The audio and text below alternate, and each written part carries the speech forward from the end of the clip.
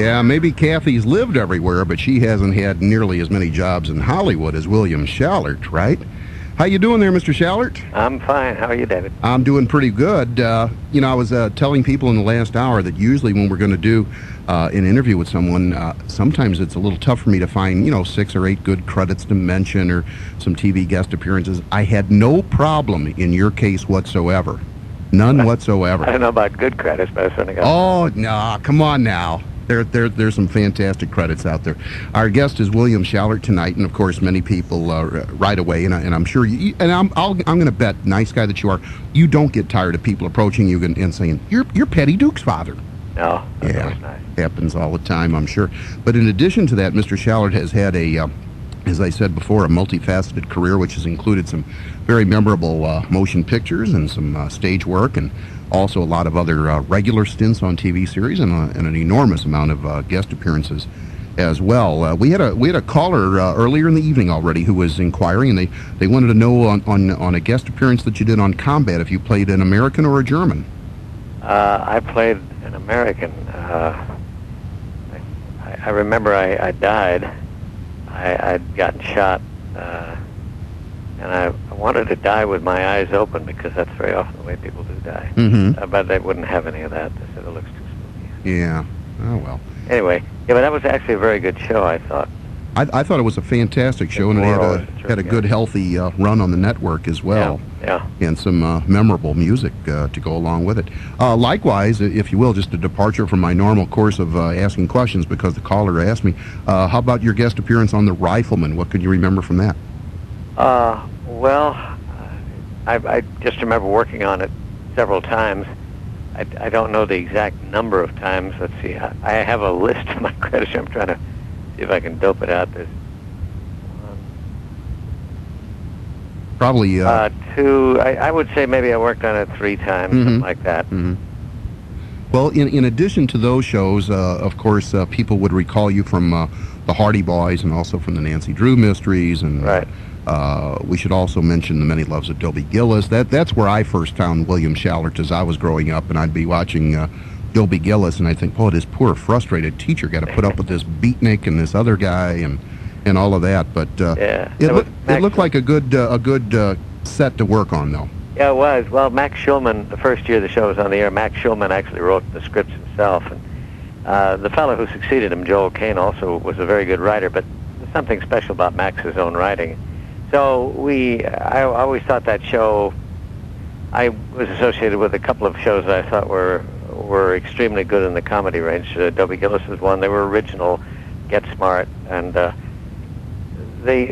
something very distinctive about the writing, and the quality of the writing was always very high. So it was fun to work on, and we had some very good people on the show. The first year, Warren Beatty was on it. Mm-hmm. We had Tuesday Weld on it for a number of years, and I mean, besides Dwayne and Bob Denver and Florida Friebus and Frank Phelan and Sheila James, who's now a congresswoman, I mean, the state assemblywoman here in California. She's got a very good career in politics. And was an attorney before that, correct? Yeah, she was. She went to Harvard Law School. And wow. So she's very smart, always was. And she's been very successful in a Republican legislature here. She's a Democrat, but she's managed to get everybody's respect and has a couple of important key posts in the legislature. So she's been doing good work. I have a lot of respect for her. That's quite an achievement. Yeah, she's very intelligent. Now, when you were doing Dobie Gillis, did you have scenes that you shared with Frank Phelan? Once in a great while, but mostly I was involved with the kids. You know, but I don't. It was a little like the Patty Duke show. I rarely saw the kids on that show. For one reason, we shot it in New York in a building which had there were 3 floors in the building, and on the second floor they did As the World Turns in part of it, and our offices were in the other part of it, and we were on the 3rd floor, and the whole building was only about as big as one soundstage at Warner Brothers, let's say. So when we would shoot there, I had an office which they occasionally used, but that was also the place where they had the shake shop. So if the kids were working in the shake shop, I wasn't working. And I see. Most of the time I would be either at home or in the office. One of the Now there was a reason, was there not, for the show being shot in New York?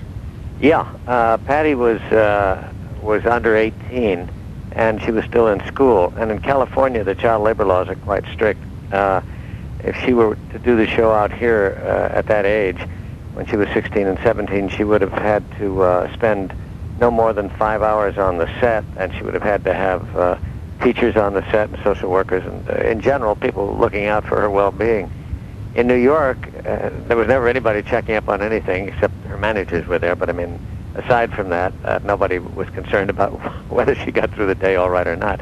She worked from 7 in the morning till 7 at night, and she would do her studying for school during her lunch hour, and I guess when she'd finished the day's work.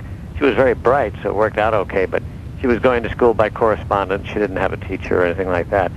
And she could work pretty much as many hours as they wanted when she was in New York, whereas out here she would only have been able to work 5. We couldn't have done the show out here because she was in every scene one way or the other. Yeah. Now, we also had a young boy on the show. The fellow played her brother, Ross. He was working on Broadway in the musical Oliver. He was playing Oliver 8 times a week in addition to doing our show. He was only 12, and by the end of the season, when April came, because we did 36 shows the first year, he was really dragging. Kid looked like he'd lost about 10 pounds, and he couldn't afford it. So, there's a good deal to be said in favor of the child labor laws that makes life a lot easier on the kids. Now, you mentioned the Patty Duke show and everything. We talked about Patty, but to put it chronologically, because I'm sure some people will wonder, she had already done Miracle Worker by the time this show began in '63. Yeah, in fact, she'd already won the Academy Award. Mm-hmm. She and Anne Bancroft had both been nominated, and the award was voted in the early part of that year in '63. Mm-hmm. And she won for Best Supporting Actress, and Anne Bancroft won for Best Actress. I think it was that way. I know they both won. Now, in addition to your work on that show, and it lasted 3 good seasons, and that was a good run too, you were a very memorable guest occasionally on Get Smart, where you played the Admiral. Yeah, that's about my favorite part. Yeah, I would think so. It looked like you had fun with that. Oh yeah, I used to, and I did that same guy in other guises on shows like Wild Wild West. I did a couple of the Carol Burnett shows playing an old guy like that, and also a dumb show called The Legend of the Superheroes, where I got to play him again. And I don't know, if once in a while it would come up and I would play him, and I did him on a cartoon not long ago for a cartoon series called Jumanji, where I played basically the same old guy. Mm-hmm. Once you got used to doing it, it was very easy to turn it on, Yeah. I love the voice. Yeah, it makes me think differently and everything. I think of all sorts of strange things to say. So, we won't do it now because we're on the air. Oh, yeah. Anyway, but after Patty Duke, of course, it was like every 10 years I did another series. I did Nancy Drew in the middle of the 70s, and in the 80s I did The New Gidget. Right. It was a syndicated show. Right. In between those, I also managed to do 6 episodes of a short-lived series based on Little Women. Is that where you were the Reverend? Yeah, I played Reverend March. I did the movie The Week, and with Dorothy McGuire, and I think Bill Shatner was in that, and I don't remember all the other people. But then we did a series again with Dorothy and Jessica. Oh God, I can't remember her name. Anyway, who worked for Woody Allen a couple of times after that. But anyway, we did the series, but it didn't last long. It only lasted for six shows. But between those 4 shows, I guess it was the most promiscuous parent in the history of television. Well, that's one way of looking at it. That's 4 separate families in about 20 years. So. Yeah. We're talking with William Schallert. He's our guest this evening, and of course, in addition to his work on the many shows that we've already discussed, we have to talk about his presidency of the Screen Actors Guild. We'll be doing that right after this break. Hi, I'm Dave. And that, of course, is the theme music from The Many Loves of Dobie Gillis, another indication of our guest, William Schallert. And before we took that break there, we said that we wanted to talk with you a little bit about your helming, I guess, of the Screen Actors Guild. And kind of ironic that just a few years after you had that position, Patty Duke also did, right? Yeah. As a matter of fact, after I served as president, I stayed on for another couple of years, and then I went away for a couple of years, but when she was going to run, I figured, well, maybe it would be useful if I were around. So I ran again for one of the offices, and when she was president, I also served on, I think I was one of ninth vice president or something. I don't remember now. Mm-hmm. But anyway, and I thought it would be interesting to be there, and maybe I could be of some use to her because I'd already held the office.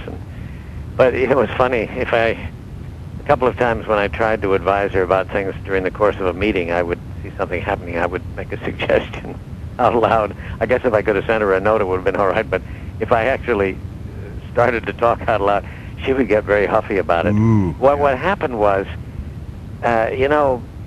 Patty didn't really have a father. I mean, her father deserted the family when she was very small. And he died in Bellevue Hospital while we were doing the Patty Duke show, but she hadn't seen him in years.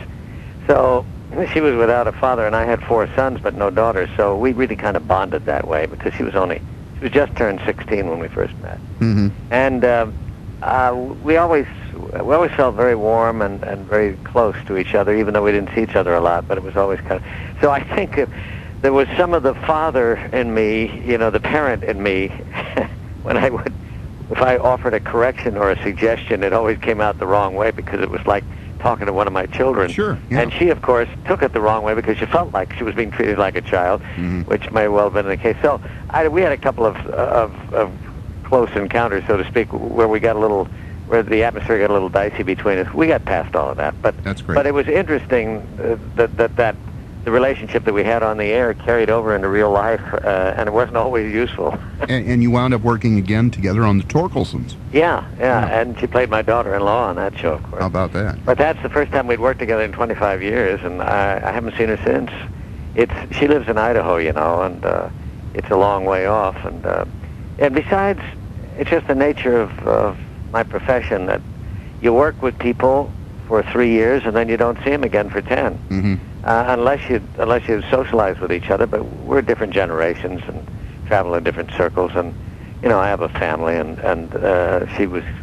she gradually had a family, and so there was nothing to keep us seeing each other. We didn't have that much in common.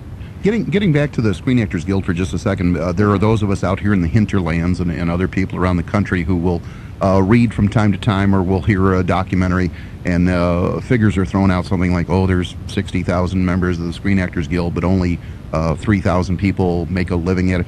What is basically the breakdown today, Bill, on numbers as far as those things go? Well, I'm probably not the right person to ask because I'm a little out of touch, but I can give you some rough figures. There's around 100,000 members nationally, and about 50% of those people don't earn anything in a given year Mm-hmm. under the SAG contracts.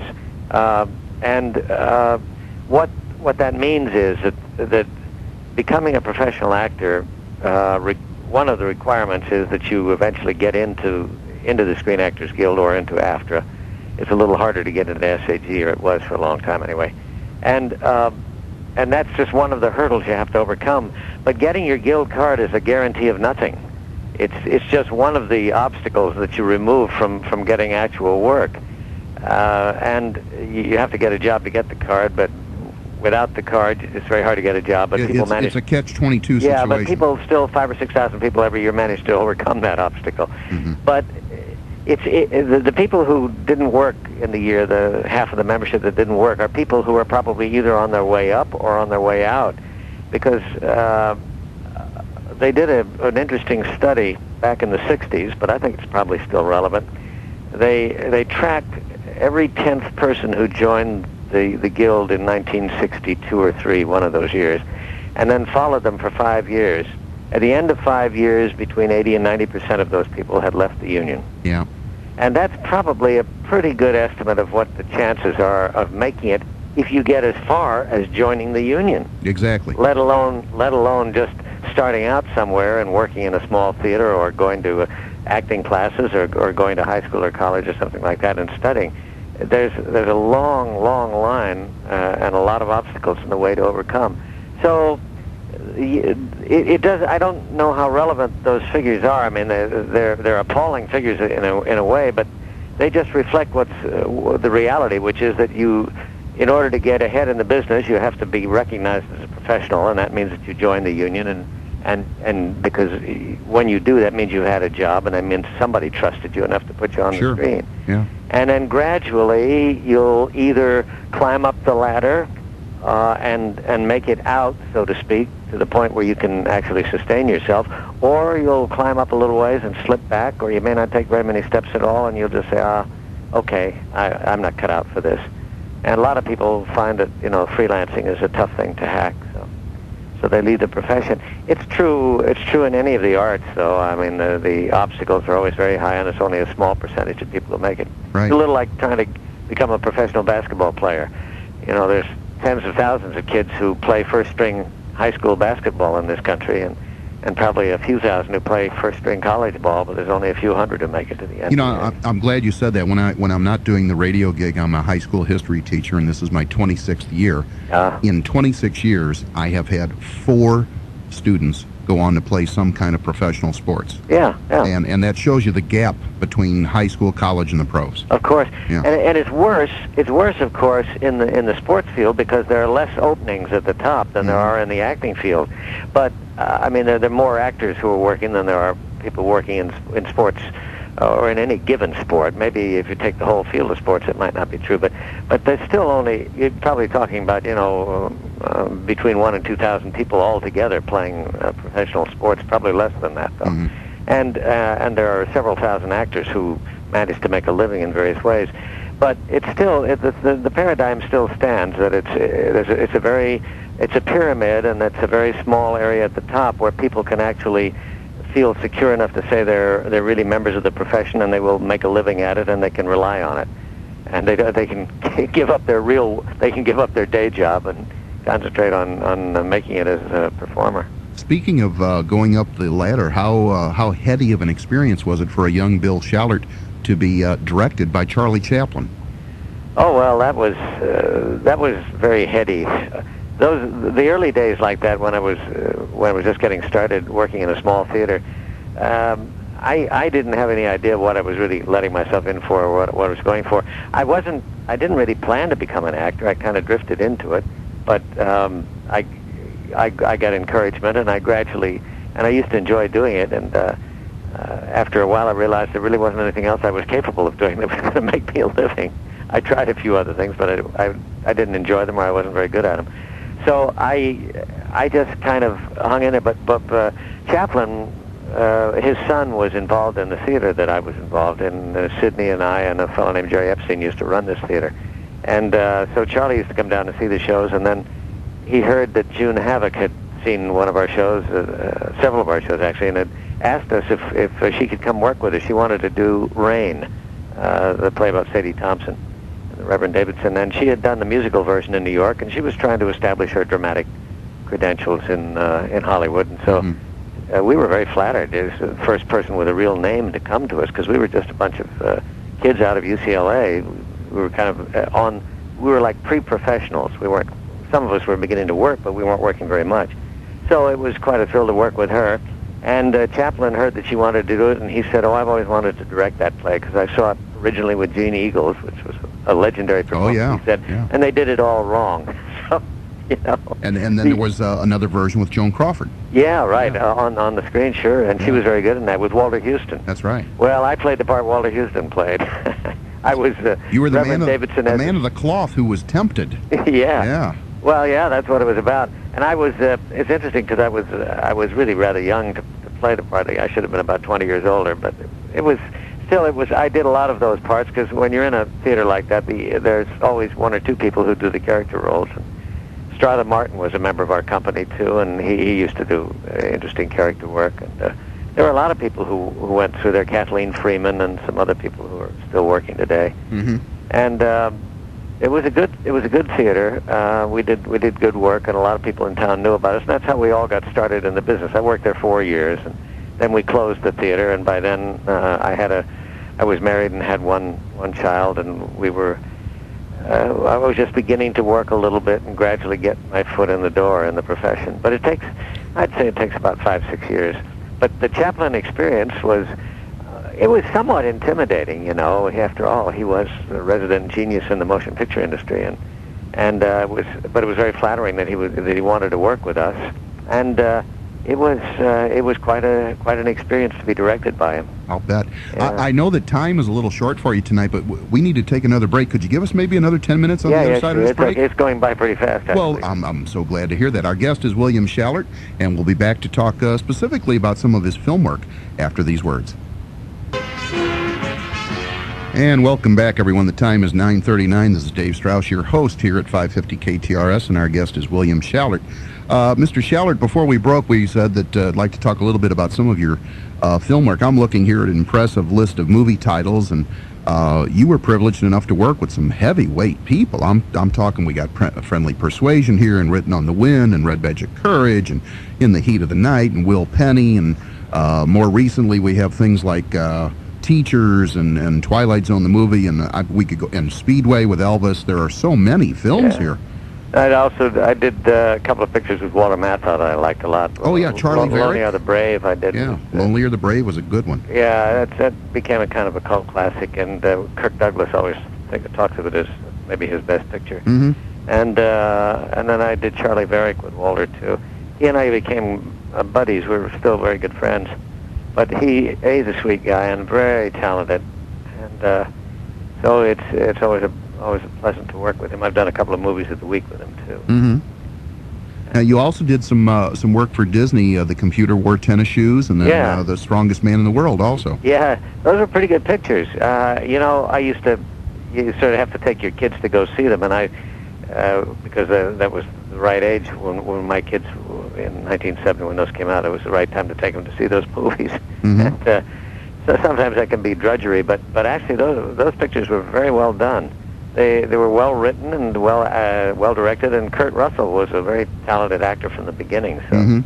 And they had good casts, so they were fun to do. I liked those pictures. Yeah, a lot of people who are fans of the Western genre really like Will Penny, although it didn't do too well at the box office. Yeah, it's too bad. A good friend of mine, Tom Grice, directed that, and he's since died. But that was a real. It's almost like a Western noir film. You know, it had a rather dark side to it about life in the West. But it's very authentic. I remember we shot some stuff in the stuff I was involved in. I played a small town country doctor.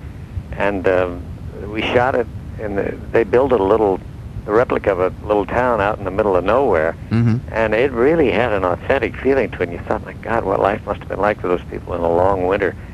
I had a wonderful line in that picture. I was dealing with somebody who'd been shot, wounded, and I was shaking my head over this, and I said, children, dangerous children. That's a pretty good comment on the kind of life exactly, yeah. that they were living then. But and I'm trying to think of the lady. Was it Joan Hackett that was in that also? Yeah, I think she was. Yeah. Oh, I loved her work. Yeah. She was such a talented actress. God, she had a wonderful quality.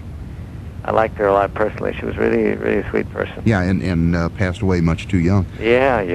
In your early film work, we look at such titles as The Man from Planet X. Yeah. Well, that's in the science fiction genre. That's considered a sort of classic film. The fellow who directed it, Edgar Ulmer, was noted as a beef picture director who he did some real noir is the cant word nowadays for films that like detective story films that are shot in a certain way, Raymond Chandler style things. He was very good at that, and he was famous for being able to do it on a low budget. So that picture was definitely on a low budget. That challenged even his abilities, I think. We shot it in 6 days. For about, I think they spent about $40,000 on it, but they were able to sell it to a distributor for $150,000, and with that they went on and made another picture in which got Albert Zugsmith involved in the business, and he went on to produce a lot of stuff. And $35,000 wouldn't even pay for the catering for a couple weeks on a major production today. Even a low budget picture today, I mean, it's hard to get away with something for less than $250,000. I mean, there are people who still make films for that much money, but very few. And I mean, nobody for commercial release, But I mean, they used regular union crews and union actors. They just shot very quickly. You do a whole picture in 6 days. That's pretty fast. Now, a lot of people are familiar with William Schallert from commercials on television, a lot of voiceover work and such. But what is Bill Schallert doing these days? Well, I'm doing less of that. not by my design, but that's just the way it goes. You know, I'm getting older, and so I don't expect to work as much as I did. But for about 20 or 25 years, I was very active in the voiceover field from the late '60s on, and I can never complain about how the business has treated me, because I had just finished the Patty Duke show, and I was wondering, well, what the hell's going to happen to me now? Because you finish a series like that, and you very often have a fallow period that goes on for a few years before you can get back on the air again, because you're so associated with a particular character. And it was, in terms of series, it was about 10 years before I got another series, Nancy Drew. Mm-hmm. But a guy named Bud Davis called me up, and he was just getting started in an agency with a fellow named Bill Cunningham. Bud since died, but Bill Cunningham is still alive, and the Cunningham Escott DePaney is one of the biggest commercial agents in the business, and they said, I think you've got an interesting commercial sound. I'd like to represent you if you're interested in being in the field. So I said, well, why not? I'll give it a try. So I did, and he very quickly took over my life and made it very nice, because I'd say anywhere from 75 to 90% of my income over the next 10, 15 years came from that. Even though I continued to work in television and pictures, most of the work I did was voiceover work. I guess a lot of people who have dreams about the business are unaware of just how fertile a field the voice work can be. Yeah. The people who are in the business know, though, and that's one of the problems. When I was really working a lot in the field, when I first started in the field, there were maybe 200 or 300, mostly guys, who were doing virtually all the work. And today, there's over 7,000 people in the field. I mean, these are the statistics I get from my current voiceover. The guy at Cunningham, who is in charge of the voiceover department now, Paul Doherty. Those are the figures he tosses around. And he does them to short-circuit complaints about lack of employment, you know. Sure. But it's true that, and also, it's something all the major stars said, oh, gee, well, I'd like to do that. And you pick up an extra $100,000 for doing something like that, or in the case of somebody like Jack Lemmon, $1 million for doing Toyota. You know, I mean, why not? There's nothing wrong. It doesn't take any time, and they enjoy doing it. They go in the studio. You don't have to get makeup or anything like that. All of the things that made it appealing to me make it appealing to everybody else, too. So it's become a very, very competitive field, and it's not easy pickings anymore. But at one time, relatively speaking, I mean, it was for me anyway. I got hot as a pistol for a few years.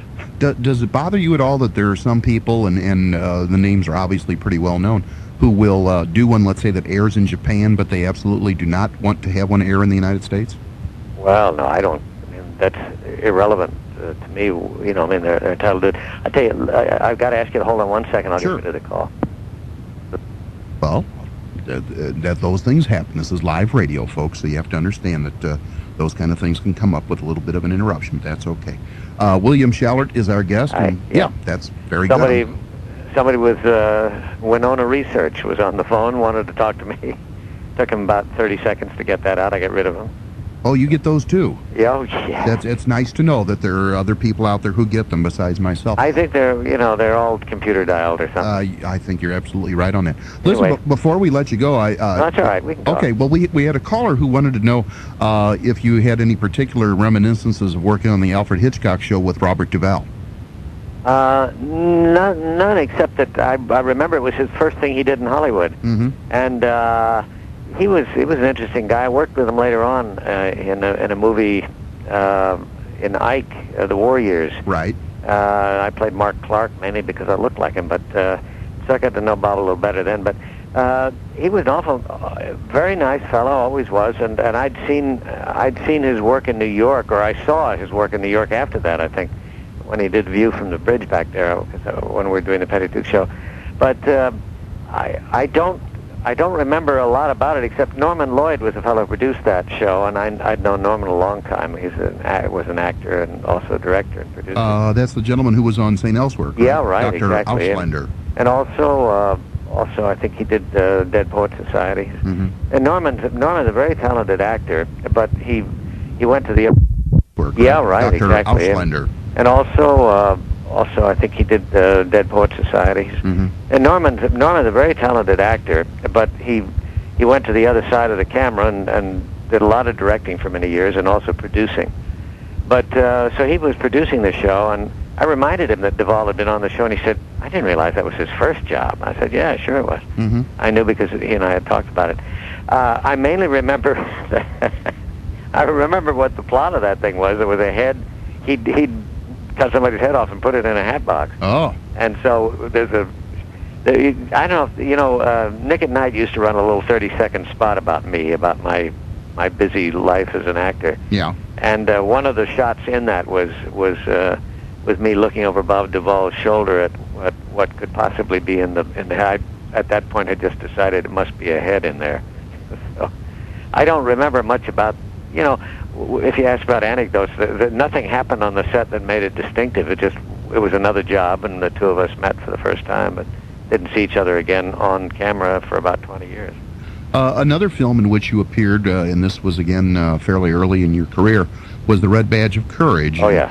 John Huston was the director, and of course the name star was Audie Murphy. I was wondering if anybody is going to be cast against type. Here we are having somebody playing theoretically a coward, and yet he's the most decorated soldier of World War II. And Audie Murphy went on to a very nice career in Hollywood, but this was early in his film work too. I think it may well have been the first film he ever did, but I'm not sure about that. But it seemed to me that it was how he began. I know it was maybe the only film Bill Malden ever did, who was famous as a cartoonist, from World War II. I'm sure Murphy understood very well the things that the soldier. I think he's an anonymous soldier in the story. I think he could very well identify with the fear of the first exposure to combat, and that, because God knows his life was at risk time and time again. Those things are not things you can predict very well in advance what's going to happen under those circumstances. His responses were always remarkable. Yeah. And he was an interesting guy, He from Texas, I think, originally, and he had that in his speech, and he was a kind of a playful fella. He was a practical joker. He and Malden used to like to play tricks on people and like that. But there was something about Murphy that always struck me. He was the kind of a guy you wouldn't want to cross. I'll bet. And he wasn't a big fella, No. But there was something about him. There was a little dynamo going inside him all the time that made him. That was just a little edgy. Not that he wasn't nice, but there was just something there that made you kind of just beneath the surface. Well, yeah, and you just sort of, there was a certain barrier that you didn't cross. But that picture I remember because of the way it was cast. It was interesting. We were called out to MGM. I'd worked there a few times in just very small parts, and I had we had just had our first child, and I desperately needed a job that lasted a while or something that would pay me some money. And I remember we went out to MGM, and there were maybe 15 or 20 of us who were seated on benches on an empty soundstage, and John Huston and a fellow named Albert Band, who was his assistant, whom I knew from working in the theater. He'd been around that theater. And a couple of other people, probably casting people, came in, and they sort of looked us over. And, we were just sitting there. We weren't doing anything. Nobody asked us to audition or anything like that. We were just sitting there. And he just picked us out, and I was one of the people he picked. And we didn't have assigned parts when we started out on that film. There were some lines that had to be spoken during the course of the picture that were not assigned to anybody specific. Huston had crafted the script along with his fellow Band. And so we were like a stock company of people. Most of the time we were basically doing extra work, except we were in the foreground. There were constant movements back and forth on the battlefield, charges and retreats and firing rifles and loading and reloading and things like that. And then every once in a while we'd stop and talk about what was going on. And then Huston would assign one of the lines from the script to one of us. And he gradually settled on me as he referred to me. Albert Band told me that he decided I was the poetic or the philosophical soldier. So I got 2 or 3 rather interesting lines to say. I mean, nobody had a lot to say in that picture. Mm-hmm. And unfortunately, when Houston was finished with it, MGM took it away from him and wouldn't let him do the final edit. And so they added some very clunky narration, which was read, I think, by James Whitmore, but for some reason or other, because he's a very good actor, he didn't do a very good job with it, and it was very mechanical and didn't work well at all. I thought it really damaged the picture. It's too bad, because the potential there, when we were shooting it, I kept thinking, God, this is just like giving Matthew Brady a motion picture camera and turning him loose on the battlefield, because Houston had a great sense of how to shoot.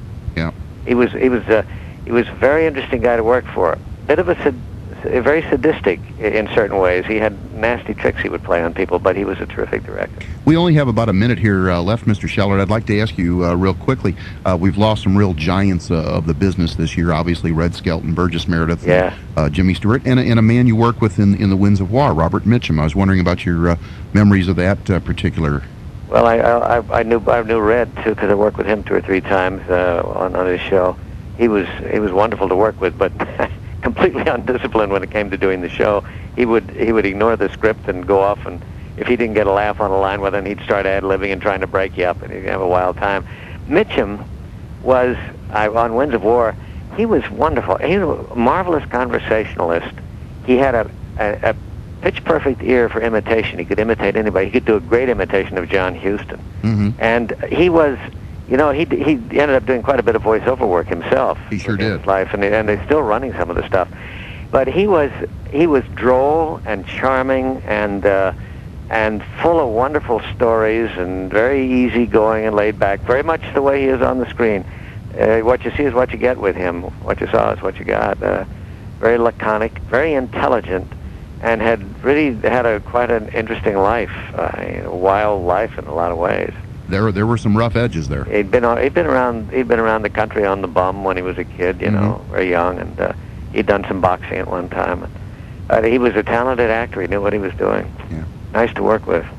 Listen, we want to thank you very much for agreeing to be our interview subject tonight. I appreciate it, and it's been very entertaining and very interesting. Thank you. I don't know why in the world I thought I figured, how am I ever going to talk for an hour? I ought to know better about myself. Well, that's okay. There's absolutely no problem with that. Yeah. We want to thank you again and continued success with your career.